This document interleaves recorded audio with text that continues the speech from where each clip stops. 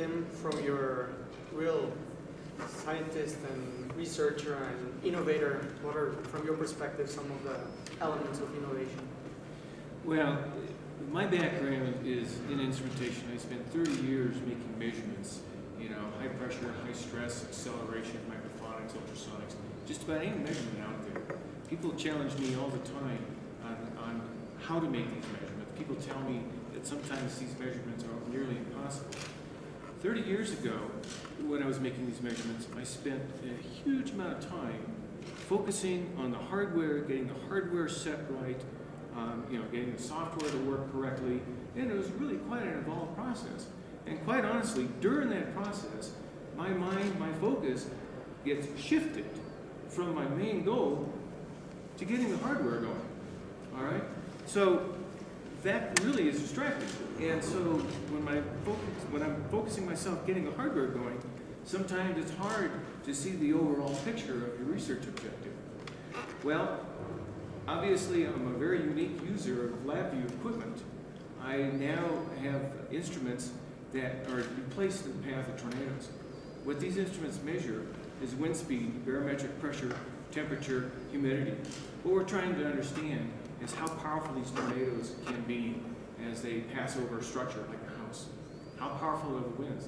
These are measurements that have never been done before. And when I first came up with this idea, I had colleagues tell me, he says, Tim, you're crazy.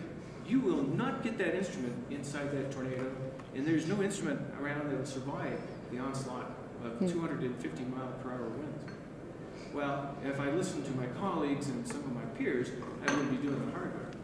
But I felt like this could be done. And now that, along with National Instruments, we have collected some record-breaking data. In one case, a few years ago, we collected a 100 millibar pressure drop inside of a tornado. That's basically 1/10 of an atmosphere. We've actually proven that that the pressure could be very, very low inside a tornado. Why are we concerned about the pressure in tornadoes? It's because that drives how powerful the winds are. We can measure the pressure drop inside the tornado.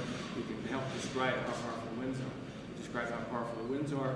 Then we can hand some of this information off to building engineers, and perhaps they can build better structures and ultimately save lives.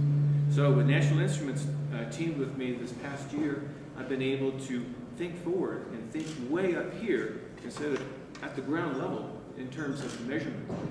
As an example, for the first time, I'm doing acoustics measurements using 4 microphones, using a compact DAC, 4 channels at 100 kilosamples per second, 100 kilosamples per second, simultaneous sample.